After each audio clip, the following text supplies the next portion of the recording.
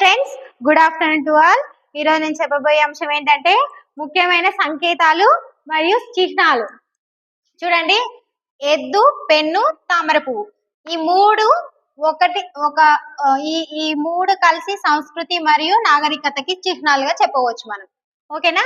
Next ఎర్ర జెండా. ఈ ఎర్ర జెండా దేనికి సంకేతం అంటే విప్లవం, అపాయం, ప్రమాదానికి సంకేతం. ఎక్కడైనా ఎర్ర జెండాలు కనిపిస్తుంటాయి కదా మనకి.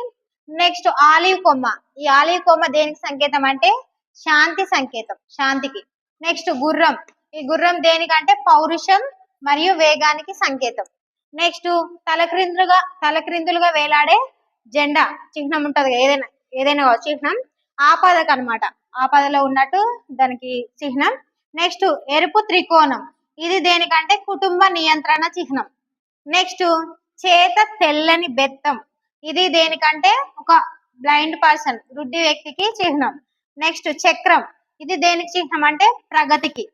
నెక్స్ట్ చూడండి, తెలుపు రంగు జెండా యుద్ధ విరమణకి సంకేతం. నెక్స్ట్ పసుపు పచ్చ జెండా సాంక్రమిక వ్యాధులు సోకిన వ్యాధిగ్రస్తులను తీసుకుపోవు ఓడలు అన్నమాట. పసుపు జెండా పెట్టుకొని ఉంటాయి ఓడలకి. నెక్స్ట్ ఇంకొక టాపిక్ చూడండి, అధినేతలు వారి నివాస నేమ్స్ చూడండి. డిఫరెంట్ కంట్రీస్ అధినేతలు ఉంటారు కదా, అధ్యక్షులు, వాళ్ళు నివసించే నివాసాలకి నేమ్స్ ఉన్నాయి చూడండి. భారత రాష్ట్రపతి నివసించే నివాసాన్ని ఏం పేరు పెట్టి పిలుస్తామంటే రాష్ట్రపతి భవన్ అంటాం. నెక్స్ట్ అమెరికా అధ్యక్షుడు ఉండే భవనాన్ని వైట్ హౌస్ అంటాం. నెక్స్ట్ సింగపూర్ అధ్యక్షుడు ఉండే భవనాన్ని ఇస్తానా అంటాం. నెక్స్ట్ యునైటెడ్ కింగ్డమ్ రాణి నివాసాన్ని బకింగ్హామ్ ప్యాలెస్ అంటారు. నెక్స్ట్ కెనడా ప్రధాని నివాసాన్ని 24 సస్పెక్ట్స్ డ్రైవ్ అంటారు. నెక్స్ట్ దక్షిణ కొరియా అధ్యక్ష భవనాన్ని